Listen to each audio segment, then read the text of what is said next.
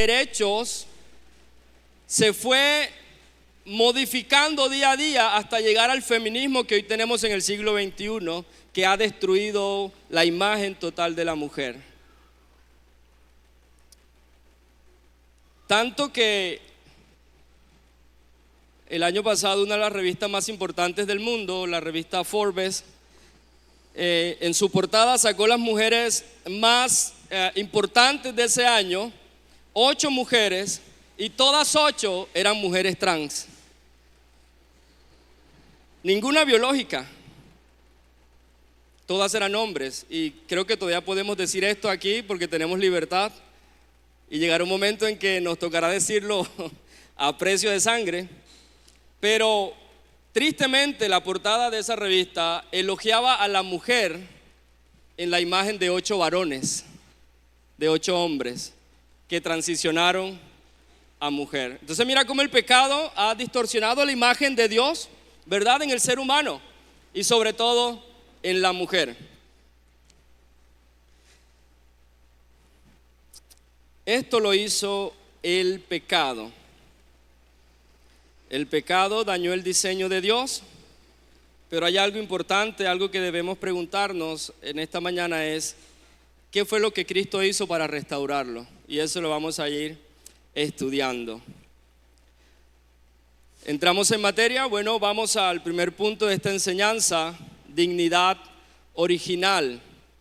La mujer fue creada, al igual que el varón, a la imagen de Dios. Vamos a Génesis 1:27. Génesis capítulo 1, verso 27.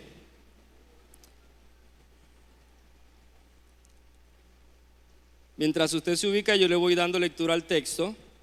Dice el escritor de Génesis: y creó Dios al hombre a su imagen. A imagen de Dios lo creó, varón y hembra los creó. ¿A imagen de quién fue creada usted? De Dios. Tanto el varón como la mujer porta en su cuerpo creado la imagen de Dios. No solo fue Adán, Eva también es portadora de la imagen de Dios. Eva también es portadora de la gracia. Eva también es portadora de lo que Dios hizo en ese momento. Ahora, nota que el texto no dice que el hombre tiene más imagen que la mujer. El texto tampoco dice que la mujer tiene más imagen de Dios que el hombre. El texto dice que los dos, y esto es importante, los dos fueron creados a la imagen de Dios, con roles distintos, pero portamos la imagen de Dios en nosotros. ¿Decimos amén? Tú eres portadora de la imagen de Dios. Tú eres portadora de la gracia de Dios. El sello de la creación, el sello de Dios está en ti. Y eso es glorioso. Porque, bueno, sabemos, ¿no? Lo único que Dios tomó tiempo para hacerlo con sus manos, así preciosas manos, fue al ser humano. Lo demás lo hizo con el poder de su palabra. Hágase la luz, sepárense las aguas. Pero cuando llegó el momento de la creación del ser humano, tomó tiempo para formarlo allí del barro y crearlo y soplar vida en él. Y luego de la costilla del hombre crea lo precioso, lo hermoso, la mujer. Gracias por ese Se la creyó la hermana, pero ella está conectada. O sea, el resto no se la creyeron. Ok, portamos la imagen de Dios. Todos nosotros portamos la imagen de nuestro Creador.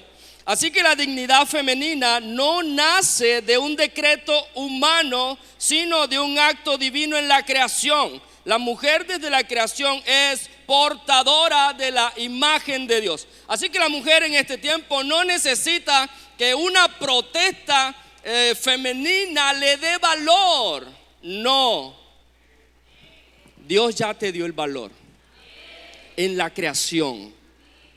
Ya eres portadora de la gracia. Eres portadora de la imagen de Dios. No necesitas a un movimiento feminista que luche por tus derechos, no. ni creer en eso. Ya tú eres portadora, repito, de la imagen poderosa de Dios. Génesis 2:18. Génesis 2:18 nos dice: y dijo Jehová Dios, no es bueno que el hombre esté solo. ¿Cuántos hombres dicen amén? Bueno, ¿y cuántos hombres están solos? Levanten su mano. Bueno, todos los que estamos aquí tenemos compañía, ¿verdad? Tenemos esposa, no hay ningún soltero. No es bueno que el hombre esté solo. ¿Qué dice Dios? Le haré ayuda idónea. La palabra hebrea para ayuda es la palabra eser, y en varios textos de la Biblia se usa para describir a Dios como el ayudador poderoso. Esa misma palabra del hebreo fue usada para decir que la mujer fue creada como ayuda del varón. La misma palabra que se usa para decir que Dios es nuestro ayudador es la misma palabra que se usó para describir la imagen o la creación de la mujer en ese momento, para complementar al hombre. Ustedes están por debajo de los pies del hombre. Las mujeres son el complemento perfecto del ser humano. El pastor Darling dijo algún día que cada calabazo tiene su tusa. Esa es una expresión del pueblo, ¿no? Cada hombre tiene su mujer. Ahora, ¿cuántas mujeres debe tener? Una sola tusa, digo, una sola mujer, ¿verdad? Una sola. Fue creada como ayuda idónea. Es complemento fuerte la mujer en el hombre. El hermano, el líder de caballero, nos leía esta mañana, ¿verdad? Unas palabras a la mujer. Darling nos exponía ese poema hermoso, esa poesía, donde la mujer fue creada como esa ayuda, como esa, para embellecernos a nosotros. El hombre no es que sea muy lindo, ¿no? Pero cuando tiene la esposa al lado es una belleza. Ese es un ángel de Dios. Así que la mujer hace eso. La mujer hace que, como decía Carlos, el hogar se vea completo. Es una ayuda idónea. Y fue la idea de Dios al crearla. Fue la idea de Dios al formarla. El darla al hombre como su ayuda, no como su problema. Pero la sociedad hoy en día nos ha hecho rivalizar entre sexos. Hay un programa, hace años atrás, que se llamaba precisamente así, la guerra de los sexos, y los hombres contra las mujeres y todo eso. No, Dios no pensó en eso en la creación. Dios pensó en ayuda, en complemento. Dios pensó en unidad. Nunca pensó en rivalismo, nunca pensó en que el uno estuviera más por encima del otro, subyugando, no. Dios pensó en complemento. Y eso también del hombre a la mujer, ¿sí? Como diría la reina, pero también el sentido contrario, la mujer no puede sobrepasar. Tampoco, no es la idea, no es el plan de Dios. Contraste con el feminismo, estuve mirando un poco el tema, porque aunque se ve muy atractivo, el feminismo es muy peligroso, es demasiado peligroso. Muchos movimientos feministas afirman correctamente que la mujer merece dignidad y respeto, pero difieren en el fundamento. El feminismo suele fundamentar la dignidad en autonomía, autodeterminación, igualdad funcional absoluta. La Biblia, por el contrario, fundamenta la dignidad de la mujer en la imagen de Dios, en el diseño divino y en el propósito redentor en Cristo. La mujer dice: libérate. ¿Sí? ¿Lo han escuchado? La famosa liberación femenina.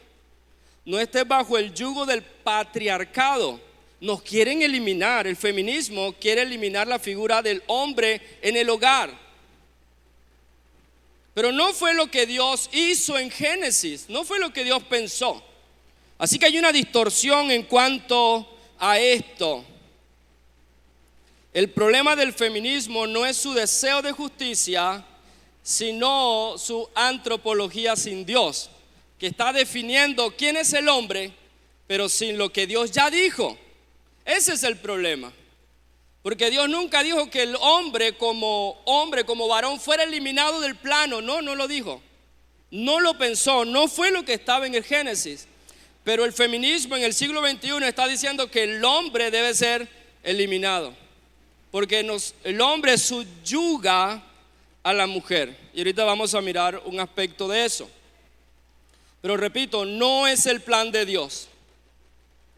La mujer de Dios debe cimentarse, debe ceñirse, debe caminar en torno a la palabra de Dios. No en torno a las filosofías, no en torno a las ideologías, sino en torno a la palabra poderosa de Dios. Repito, eso suena muy atractivo, pero la palabra de Dios es toda la verdad. Repito, suena muy atractiva las ideologías, suenan muy bonitas, pero la palabra de Dios es la verdad, es el fundamento del creyente. Es la palabra de Dios, es donde nosotros tenemos la guía y la dirección, no en una filosofía, no en una ideología, no, en la palabra poderosa de Dios. Hermana, tu valor no depende ni del estado civil, ni de la maternidad, ni de la productividad, ni de la apariencia. Tu identidad está anclada en Cristo. No es nada de lo que el mundo te puede ofrecer. Ese texto lo teníamos allí, el de la imagen del Proverbios 31. Termina diciendo que la mujer que teme al Señor, esa será alabada.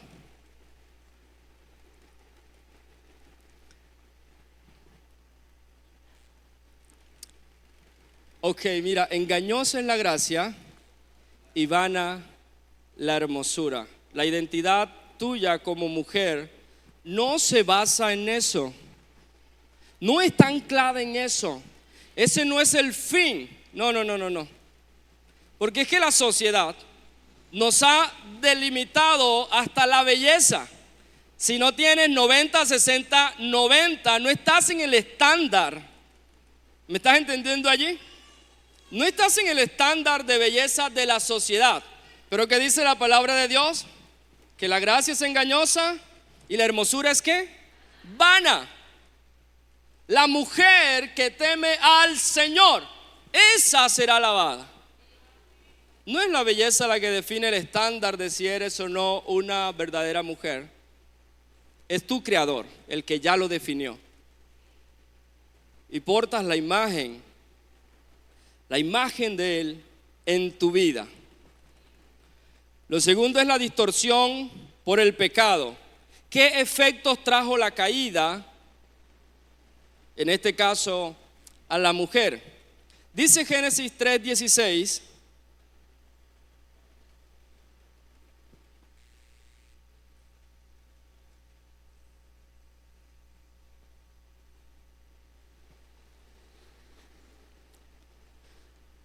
Génesis 3:16 nos dice: y a la mujer dijo: multiplicaré en gran manera los dolores de tus preñeces, con dolor darás a luz hijos, y tu deseo será para tu marido, y él se enseñoreará de ti. ¿Cuántas mujeres dicen amén?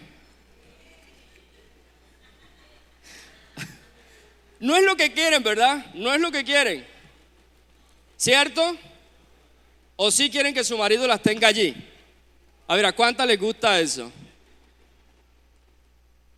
Ahora, ¿es el plan de Dios? ¿Fue el propósito de Dios? No, eso se dio por la distorsión del pecado.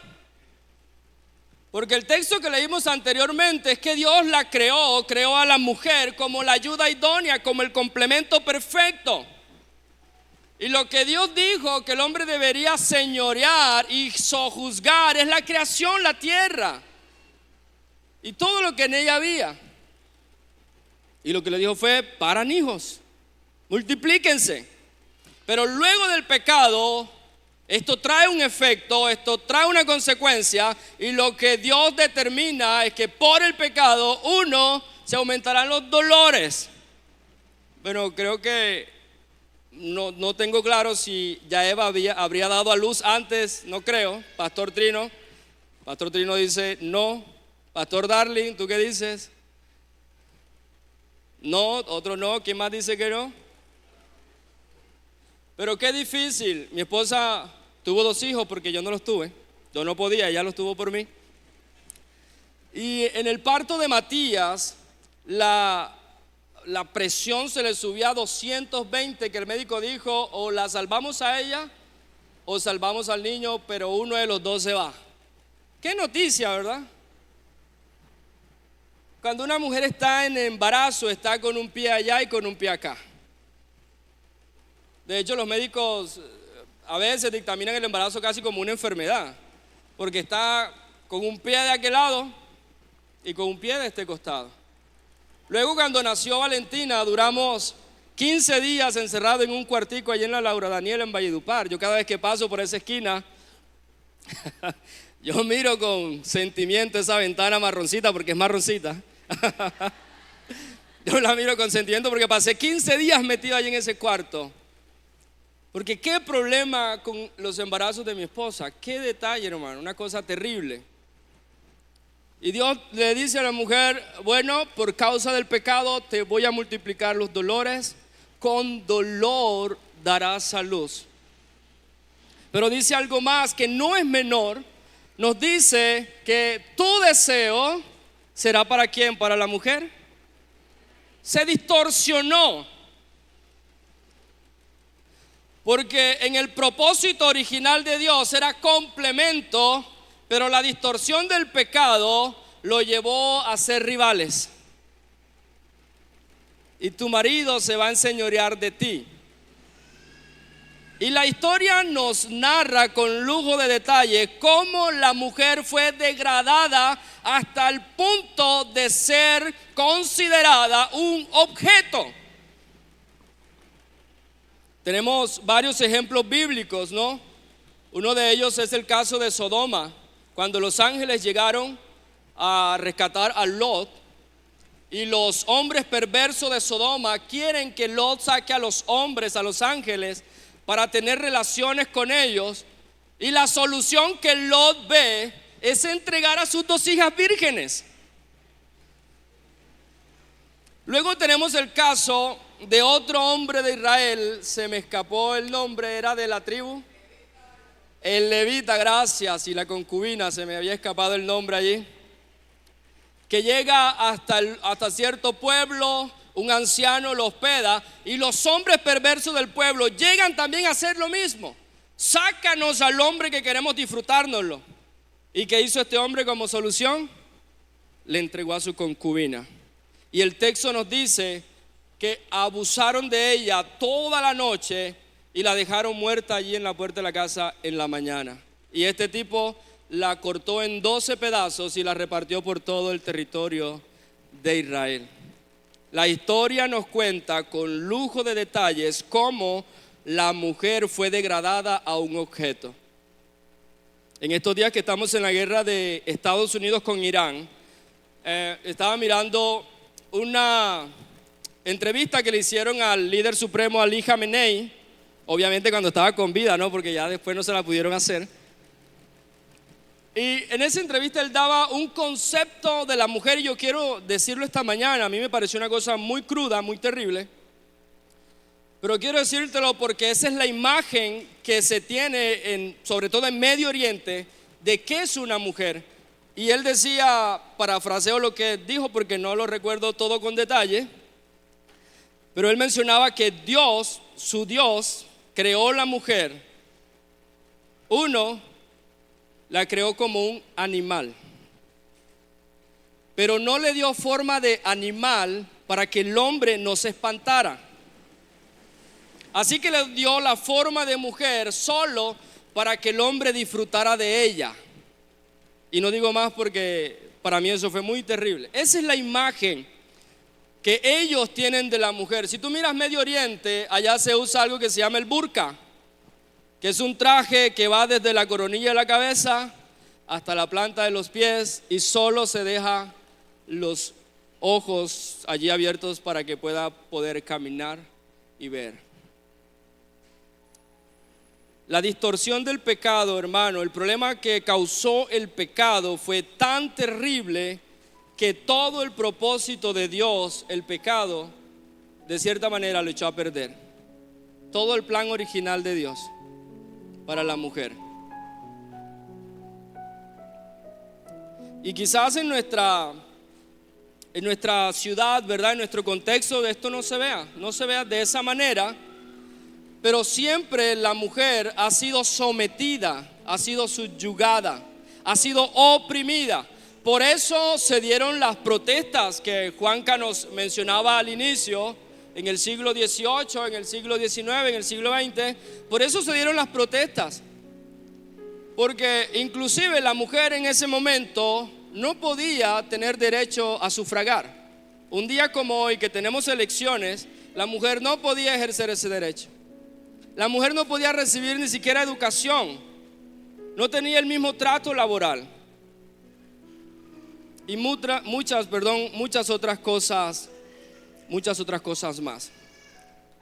El texto de Génesis 3:16 no es un mandato de Dios, es una consecuencia. Por el pecado se enseñoreará el hombre de la mujer, y esto implica un dominio distorsionado, porque en el rol de la creación, cuando Dios crea al hombre y a la mujer, los crea con unos roles diferentes, pero Dios nunca pensó en lo que ahora está diciendo en ese texto. La caída nos introduce entonces competencia, control, manipulación y abuso. Entonces, como decía hace un momento, la historia nos ratifica: hay una exclusión educativa, hay una violencia estructural, el mismo Estado legisla por ello, y hay me pareció interesante esta palabra, una cosificación, y quiero darte el término. La cosificación es el acto de reducir a una persona a la condición de cosa, objeto o mercancía, despojándola de su subjetividad, derechos, dignidad. Y eso es lo que se está viviendo en muchos países en cuanto a la imagen de la mujer, cómo ellos ven a la mujer. Pregunto nuevamente aquí, ¿ese es el propósito de Dios? No fue nunca el propósito de Dios, pero es un efecto del pecado. ¿Cuántas han sufrido violencia en sus hogares? Bueno, yo creo que pero no me levante la mano, porque sé que eso da vergüenza, da pena, ¿verdad? Pero ¿cuántas han sufrido violencia física, psicológica, económica, verbal? De alguna manera se ha sufrido en nuestra época, porque el hombre por el pecado ahora se considera un macho. Yo soy el que mando en la casa, pero manda mal, golpeando, destruyendo la dignidad de la mujer. Y tristemente muchas mujeres han sido destruidas por las consecuencias de nuestro pecado, por las consecuencias de nuestra maldad. Contraste con el feminismo. Aquí el feminismo denuncia algo real, que es la opresión histórica. Por eso empezaron a luchar por ello y empezaron a hacer manifestaciones. De hecho, el 8 de marzo no se celebra porque las mujeres tuvieran una victoria en eso. Se celebra porque hubieron muchas mujeres que murieron haciendo esas protestas. Por eso se celebra internacionalmente el Día de la Mujer, el 8 de marzo, porque en esas protestas muchas mujeres fueron asesinadas. No fue porque ganaron algo en ese momento, sino porque muchas perdieron la vida por lo que creían que era la justicia que ellas merecían. Y el feminismo lucha con eso, por la opresión histórica. Pero en su lucha, en el feminismo del siglo XXI, tiene dos errores. Uno, que el feminismo de este momento está eliminando las diferencias en la creación y dos, está presentando al hombre como el enemigo estructural. Y repito, está mirando al hombre antropológicamente sin el concepto de Dios, sin lo que Dios ya dijo en su palabra, y está luchando desde su propia filosofía, desde su propio pensamiento, no con lo que Dios ya dijo, sino con lo que sale de su propio ser. En cambio, la Biblia nos dice que el enemigo no es el hombre. La Biblia nos muestra con mucha claridad que el verdadero enemigo es el pecado. Ese es el verdadero enemigo. No es el hombre como tal, es el pecado que destruyó la imagen, distorsionó la imagen de Dios en el ser humano en la creación. Para los hombres que estamos acá, quiero recordarles que aunque hay un texto bíblico que menciona eso que está allí, no es el propósito de Dios. Por eso el machismo no es bíblico, la violencia doméstica no es autoridad, la humillación no es liderazgo. Ese no es el propósito de Dios en el hombre, en el hogar. No lo es. Aunque la cultura, la sociedad, aunque la ideología, aunque las filosofías, aunque las ciencias, aunque todo eso completo nos digan que así es que se hacen las cosas, no es el propósito de Dios para el matrimonio, no es el propósito de Dios para el hogar, no es el propósito de Dios para la pareja. No es ese el propósito de Dios. No es por allí. No es con violencia, no es con maltrato, es con amor. Y eso nos lleva al tercer punto, y es la restauración en Cristo. Entonces vimos la imagen de Dios en la mujer, en la creación, que es Dios mismo el que da el valor y la dignidad a la mujer porque su imagen está en ella. Luego el pecado distorsiona la imagen de Dios en la mujer, bueno, en todo el ser humano, distorsiona eso el pecado, pero Dios no nos deja allí. Dios envía a Cristo, y diga gracias a Dios por Cristo. Dios lo envió para hacer un trabajo, una tarea. Y aquí comienza el giro glorioso. Cuando Cristo entra en escena, entra como el restaurador, entra para redimir lo que el pecado dañó. Cristo entra para redimir el daño que el pecado causó. Lo primero, bueno, en los evangelios nos damos cuenta que Cristo rompe barreras culturales, ¿verdad? Por ejemplo, en Juan 4 habla con la mujer samaritana, entabla una conversación con ella. Entendemos que eran enemigos los samaritanos y los judíos. Entendemos en el contexto cultural que no era visto a bien que un hombre hablara con una mujer de esa manera como Jesús lo hizo. No era bien visto en la cultura. Sin embargo, Jesús lo hace. Sin embargo, Jesús entabla una conversación con ella y la lleva a reconocer su pecado y le muestra que Él es el enviado de Dios para restaurar todas las cosas. Luego en Juan 8 se le presenta a Jesús una mujer que fue vista o fue sorprendida en el acto mismo del adulterio, y se la llevan a Jesús y le dicen: Moisés nos mandó a que tal mujer fuera apedreada.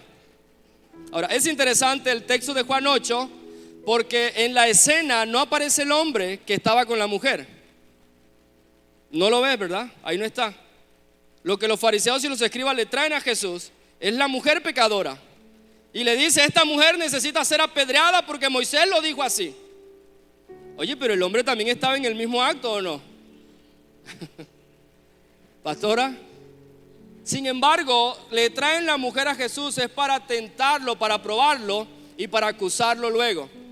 Pero Jesús es espectacular, ¿no? Jesús apela a la conciencia y le dice: el que esté libre de pecado, que lance la primera piedra. Y dignifica a la mujer.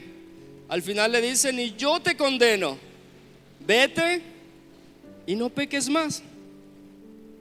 Jesús empieza a hacer el trabajo de redención en lo que el Padre le ha encomendado.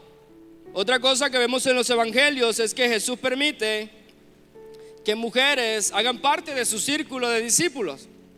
En el contexto judío, a las mujeres se les ponía en un patio donde no estuvieran con los hombres, y las enseñanzas acerca de la doctrina eran diferentes para ellas, era menor, y a los hombres pues le daban toda la cátedra.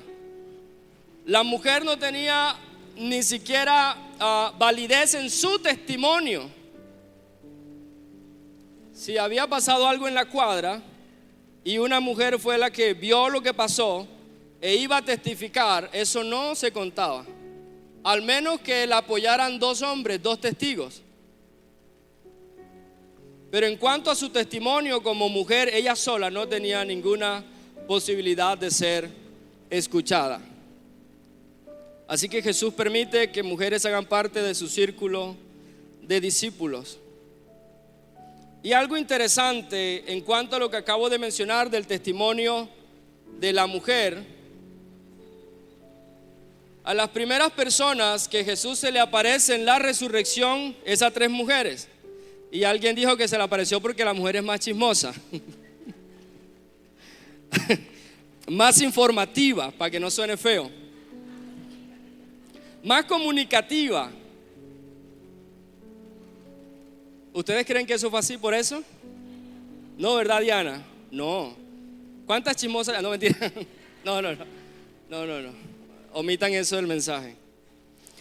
Pero mira, la mujer no tiene ninguna validez en su testimonio, pero el Señor en su gran sabiduría le permite a la mujer ser la primer testigo de la resurrección, ser la primera persona que diga: Él ha resucitado. La noticia más importante que ha sucedido en la raza humana está en boca de unas mujeres.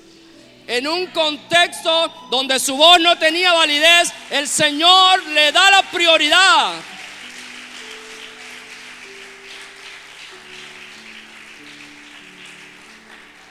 Qué glorioso es el Señor.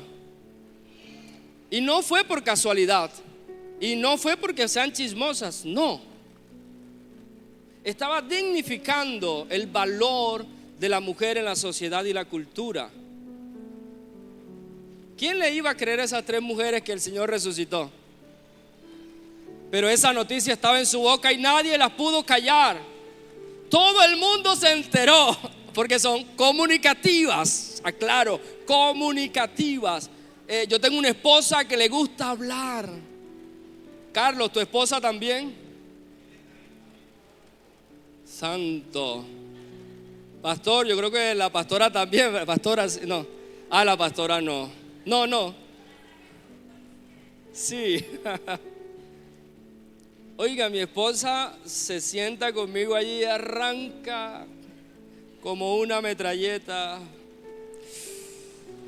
Y mi mente, que es finita, no alcanza a discernir todo lo que ella me está diciendo. Y a mí me toca decir: ajá, sí, ajá, bueno, sí, eso está bien. Pero no me estás prestando. Ay, ¿cómo no? Me estás hablando de la yuca. No, que te estoy hablando yo de eso, te estoy hablando de otra cosa. Dios le permitió que las primeras personas que llevaran la noticia más grande del mundo fuera en boca de las mujeres. En un contexto donde no tenía validez su testimonio, las puso a testificar la más grande noticia, hermanas, hermanos. Cristo dignifica a la mujer. No es el feminismo, no son los movimientos que hoy la cultura ofrece. Es el Señor el que te dignifica. Es Él el que te da el valor de ser mujer. Es el Señor. Y ha puesto su palabra en tu boca. Amén. El Señor lo ha hecho. El Señor lo hizo. Y lo seguirá haciendo mientras estemos aquí en la tierra. Ese testimonio está en tu boca, no lo calles. Háblalo a tu casa, a tus hijos, a tu esposo, a tus vecinos. No pierda el tiempo, hermana, hablando de Jambal, de no sé de qué otras cosas. No, hable de Cristo, porque fue dado a ti ese testimonio. Yo creo que me voy a meter en problemas. Pero mientras habla de Jambal, muéstrele el mejor perfume que se llama Cristo. Y ese no tiene precio, hermana. Dígale, este es gratis. Esta muestra es gratis. Aleluya. Qué bueno es el Señor. Repito una vez más, no es la cultura la que te dignifica. No son los movimientos feministas las que te dignifican. Es Cristo. En lo que hizo en la cruz del Calvario, es Cristo el que te da el valor, el que te da la dignidad de ser mujer. Mira, la sociedad hoy llama mujer a cualquier cosa. Yo estoy de acuerdo con el pastor Darling. Para mí no hay nada más precioso que una mujer que sea biológicamente mujer. Oiga, los jóvenes solteros de este siglo, de este tiempo, antes de casarse les voy a dar un consejo. Pidan el registro civil de nacimiento, por favor. Porque nos están falsificando las mujeres. Hermana, y usted no tiene reemplazo. Por más cintura que se ponga, por más pecho y cola que se ponga, usted no tiene reemplazo. Así no tenga 90, 60, 90. Usted no tiene reemplazo, usted es única porque Cristo la hizo así desde la creación. Y le ha dado el valor en la cruz.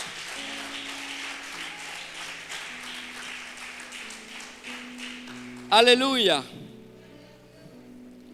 Y déjeme decirle que esas mujeres, usted las mira y parecen atractivas, pero no son mujeres. No son mujeres. Usted es una verdadera mujer. Desde la creación hasta la redención. Amén. Cristo también dio igualdad espiritual en la redención. Leíamos el texto de Gálatas.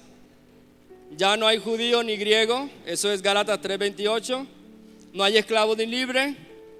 No hay varón ni mujer. Porque todos sois uno en Cristo Jesús. Y si vosotros sois de Cristo, ciertamente el linaje de Abraham sois y herederos según sus promesas.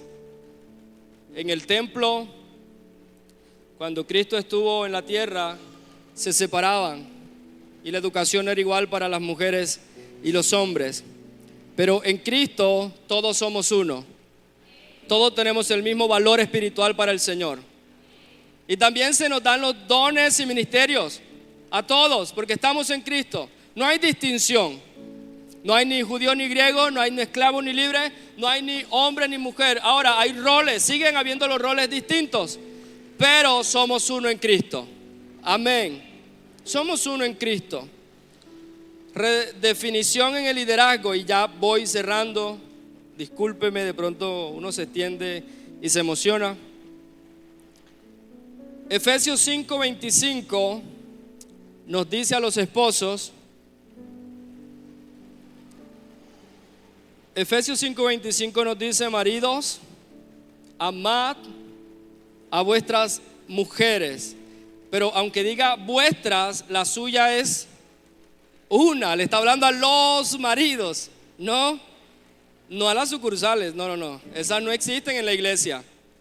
Marido, ama a tu esposa. Eso es lo que dice Pablo. Así como Cristo amó a ¿qué? A la iglesia. ¿Y cómo demostró su amor según Pablo? Se entregó a sí mismo por ella.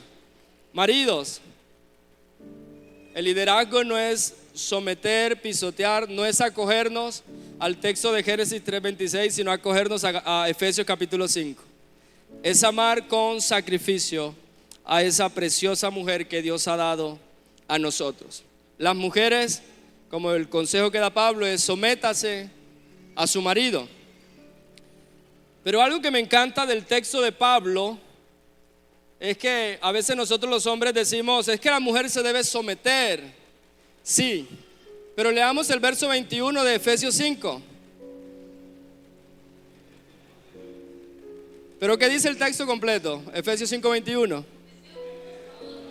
Someteos los unos a los otros, ¿en qué? En el temor del Señor. Le está hablando de un hogar creyente. Y el pastor le explicará después qué es ese término allí. Yo no me quiero meter en eso, porque ya quiero cerrar el mensaje. Pero el liderazgo del varón no es subyugar a la mujer, es amarla sacrificialmente, es dar la vida por ella. ¿Cuántos de los que están aquí, varones, darían su vida por su esposa? Más arriba, vamos así. Yo creo que así que eso uno lo medita, hay que pensarlo, Diana, míralo, Diana. Ahora, ¿cuántas mujeres están dispuestas a someterse a sus maridos? Uy, yo pensé que amén. Ok.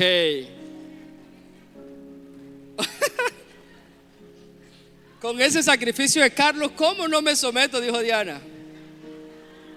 Reciprocidad, ¿verdad? Sométanse los unos a los otros. ¿Cómo? Ok. ¿Cuántas mujeres están dispuestas a someterse a su marido? Ojo con eso. Porque lo que el feminismo quiere, hermanas, es que tú sometas a tu marido. Hubo un momento en la vida de mi familia donde yo me quedé sin empleo. Por un lapso de 4 a 6 meses más o menos no conseguí empleo. Mi esposa es técnica en seguridad ocupacional y ella consiguió empleo en ese tiempo. A mí, entonces me tocaba atender al niño, a Matías, tendría 3, 4 años, y atender la casa. Pero nunca sufrí de violencia de género. Ella nunca dijo, es que ahora yo soy la que mando. No. Ella decía, bueno, ahora qué vamos a hacer, sentémonos y miremos qué hacemos. Pero perdónenme por lo que voy a decir, hermanas, pero hay muchas creyentes que cuando tienen la plata en el bolsillo se creen más que sus esposos, y eso no es el principio bíblico. Eso es lo que dice la cultura. Y parece bonito que tú mandes en tu casa, parece hermoso, pero no es el principio bíblico. Aunque seas tú la que por un momento estás proveyendo porque el hombre se enfermó, se accidentó o le pasó cualquier otra cosa, no indica que tú te vas a sobrepasar en él, no. Y repito, parece atractivo lo que el feminismo ofrece, pero no es el principio bíblico. La mujer de Dios se somete al Señor y eso le traerá alabanza. Someterse al Señor es someterse a su palabra y a los principios que Él ha dicho. Y eso traerá bendición para tu hogar, eso traerá bendición para tu familia, para tu casa. Allí hay un letrero que dice, no es que mande, de esos que pusieron allí. Me pareció interesante, ¿no? Porque la mujer tiene ese temple de y a veces uno tiembla, pero son hermosas al final. Así sean como Fiona, la princesa, pero son unas princesas. Al final son unas princesas de Dios. Amén. Fiona es una princesa al final, no se preocupe. Es una princesa al final. El feminismo ofrece empoderamiento. El feminismo ofrece libertad de toda estructura. El feminismo ofrece el yo como centro. Cristo ofrece, hermanos, la cruz como centro. Y de allí parte el resto de nuestra vida. En el Nuevo Testamento encontramos mujeres que sirvieron, como Priscila en Hechos 18, como Febe en Romanos 16, como Lidia en Hechos 16. La iglesia es un espacio donde los hombres y las mujeres sirven según los dones que Cristo les ha dado. Amén. Conclusión, en Génesis 1 vemos dignidad en la creación, en Génesis 3 vemos distorsión por el pecado, pero en Cristo vemos la redención de todo eso y la imagen de Dios restaurada en la mujer. Amén.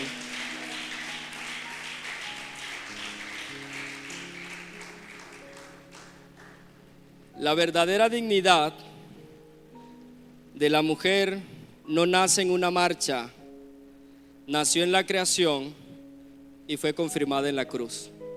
Eterno Salvador, gracias te damos esta mañana. Gracias porque tú eres un Dios de toda misericordia y de toda bondad. Dios de dioses, Dios de toda gracia. Eres el Dios creador que dio un diseño original divino, que fue distorsionado por el pecado, que fue dañado, que fue maltratado por culpa del pecado. Los efectos del pecado hicieron esto. Pero para eso vino Cristo, para redimirnos del pecado y para devolver la dignidad al ser humano y en especial a la mujer. En Cristo somos dignos, somos llamados santos. En Cristo somos redimidos de todo el efecto del pecado. Permítenos, Señor, determinar, guiarnos por tu palabra y no por la cultura. Guiarnos por tu consejo y no por la filosofía. Guiarnos por tus estatutos, que son perfectos, que son más dulces que la miel, diría David. No por las ideologías, no por el feminismo, no por nada de ello, sino que el creyente, los hijos y las hijas tuyos, Señor, se dejen guiar por la preciosa palabra de Dios, con la ayuda del Espíritu Santo. Hoy bendecimos estas preciosas mujeres de esta congregación. Oramos, Señor, creyendo que tú puedas formar la imagen de Cristo en ellas. Ellas son portadoras de tu gracia y de tu verdad desde la creación hasta la cruz. Puedas formar tu carácter en ellas y ellas puedan ser usadas para la gloria de tu nombre en sus casas, en sus matrimonios, en su vecindario, en este pueblo. Donde quieras estén, Señor, ellas puedan ser usadas, Señor, para la gloria de tu nombre.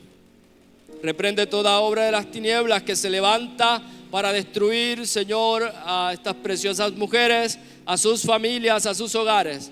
Sean reprendidos en el nombre de Jesucristo y tu libertad, Señor, venga a nosotros y pueda ser disfrutada en el nombre de Jesús. Gracias te damos, Señor, porque tú eres bueno, porque para siempre es tu misericordia y tu bondad por todas las generaciones. Amén y amén.